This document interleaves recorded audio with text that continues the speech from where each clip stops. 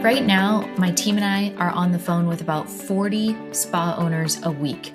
One-on-one calls, we're looking at their P&Ls, we're hearing what is actually keeping them up at night, walking through the real numbers instead of the ones that just look good on Instagram. Now, doing that many calls each week, it teaches you so much. You actually stop seeing individual problems and you start seeing patterns. The same 5 things showing up over and over again at the exact same revenue level. So right around that 35 to 50K per month mark, where a spa looks successful from the outside, but the owner is exhausted on the inside. Welcome to Spa Marketing Made Easy. I'm Daniela, and on today's episode, I'm going to walk you through those 5 things that my team and I are seeing over and over again. I'm going to go through the list as I'm going through this. You might be able to identify with one. You might be able to identify with all of them. And if you do, great. You just found an area of opportunity in your business, a mess that can be cleaned up. Don't let that get you discouraged. And for one of them, my guess is that every single person who listens to this episode is going to check that off as an area that they can improve upon. Whether you're trying to get to 50,000 per month or 500,000 per month. Okay, so let's dive into mistake number 1. Most spa owners at this level, they don't actually know how to pay their team. And I don't mean underpaying, I mean the opposite. I see owners overpaying so consistently, structured in a way that does not scale with revenue, and it's actually threatening the survival of the business. So let's talk about how we even got here in the first place, because I think this really helps it to click. Now, back in the 70s, the IRS drew a clear line in the sand for our industry. So if a business controlled the schedule, supplied the room and the products, collected the client's money, and then handed a percentage to a person who was doing the service, that person was an employee, full stop. The only version of just paying commission that actually held up was true booth rental. So someone renting a chair, paying a flat rent, keeping her own clients, her own money, running her own little business inside of your walls. And for a long time, that was fine because most of the industry actually looked like booth rental. So independent stylists, independent estheticians, everyone running their own thing under one roof. And then the day spa happened. We started building brands. We set the menu. We set the protocols. We ran the front desk. We handled the marketing. We told people what hours to be available and what training to show up for. Now, the second that you control that much of the experience, you have built an employment relationship. Whether or not that's what you call it on paper, the IRS had a name for that gap by 1987. There are 20 factors deep. But you don't need all 20 factors. You just need one question. Who is actually running this person's day? And if the answer is you, she's not a contractor. She is your employee. So most of us inherited a pay structure built for a business model that we don't actually run anymore. We are still paying like it's booth rental, except now we're paying payroll taxes and workman's comp and buying all the supplies and investing in the marketing, the whole thing. So on a commission-only structure, especially one that's paying like 40% commission, that provider is getting all of the benefits of entrepreneurship without any of the risk. And here's where it really starts to spiral. If you need to raise prices to cover operational expenses, you're just giving your team a raise, but it's not performance-based. That is an unfun problem to resolve, and we have helped many spa owners through it. So I can tell you that it is so much better on the other side. And something that I want to make crystal clear, I am not trying to underpay estheticians. I'm an esthetician, and I'm all for paying your providers a fair and livable wage. I just want their performance tied to it. I want to see that the better they perform for the business, the more money that they make. And the math just doesn't work when the providers are making more money than the CEO. And that's what we see time and time again when practices are paying straight commission. Now, I know some of you are thinking, but Daniela, I can't pay them hourly when I don't have appointments on the books. I get that.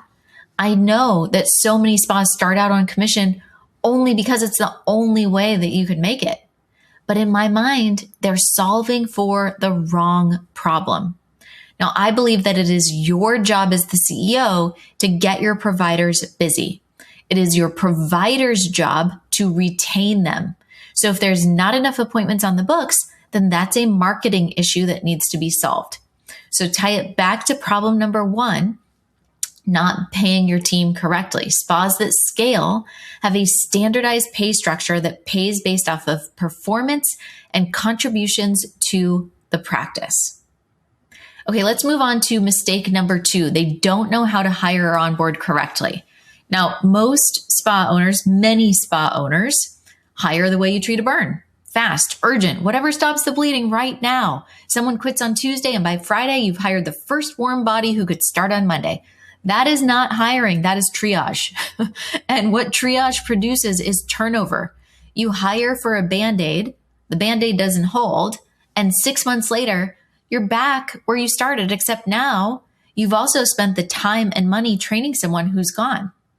So let's put an actual number on this because I think it really will change how you think about this Band-Aid hire.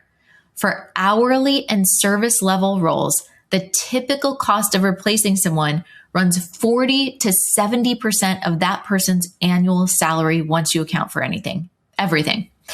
Not just the job posting, right? So the interview, the background check, the training hours, where someone experienced on your team is standing right next to that new hire instead of doing her own job. So let's say that you've got a provider making $45,000 a year.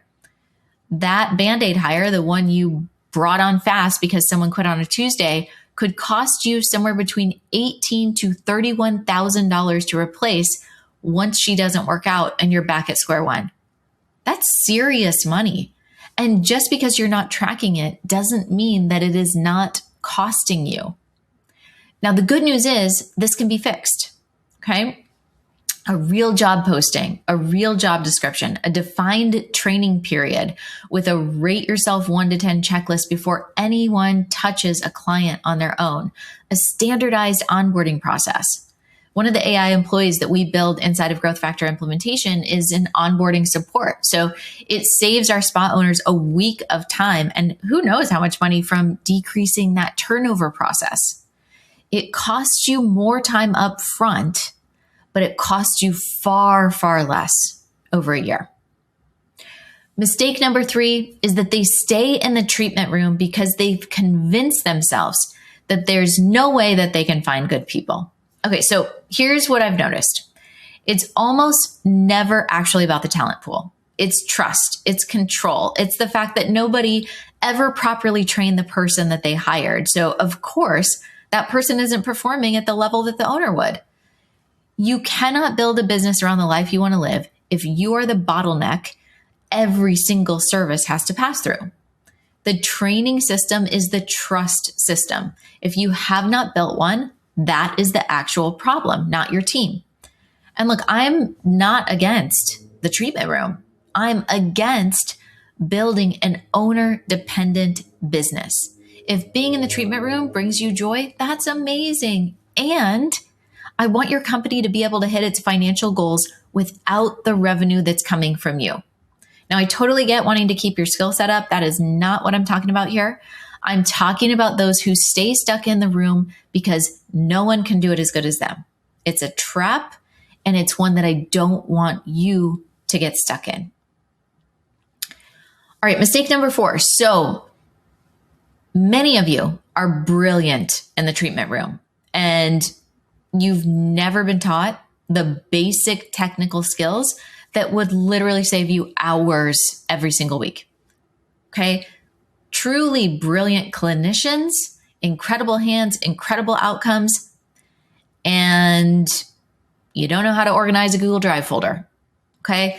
These individuals that I come across every day, they've never used a project management system like Monday.com to track what's actually happening in their business.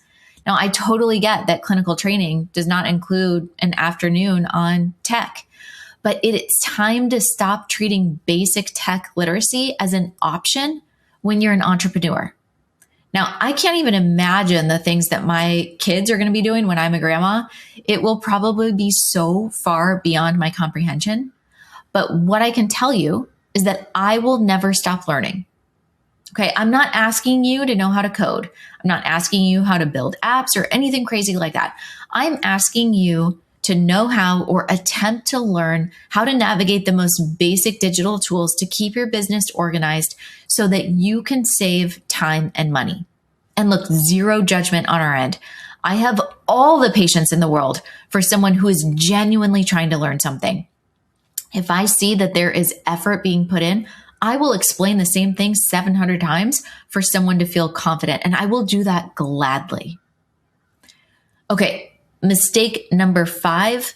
This is the one that I was alluding to in the beginning that almost none of you will have, is that using AI anywhere close to what it's actually capable of doing in your business. Okay, not as a gimmick, as a real competitive advantage. The spas that are pulling ahead right now, they're the ones that are using AI to handle marketing, the follow-up, the content, the parts of the business that used to eat their entire week. And the ones falling behind are the ones who tried ChatGPT once, got a generic answer, and decided it wasn't for them. AI is moving fast, like insanely fast, like so fast that 3 weeks ago feels like the olden days.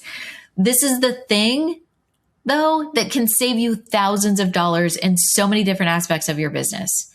Standardizing your onboarding process to lower turnover, handling your marketing so that you can let go of contractors that don't actually know your business, supporting your team with retail recommendations for your patients, helping you to actually know what your financials are telling you so that you can identify duplicate, incorrect, or off charges. All things that I've dealt with clients over the past week. One client who's doing a build out, she used Claude to uncover a $40,000 billing error with her contractor where he had duplicate charges. Now, the communication was spread across numerous emails and files that would have taken hours upon hours to sort through if it would have ever got caught at all. $40,000, friends.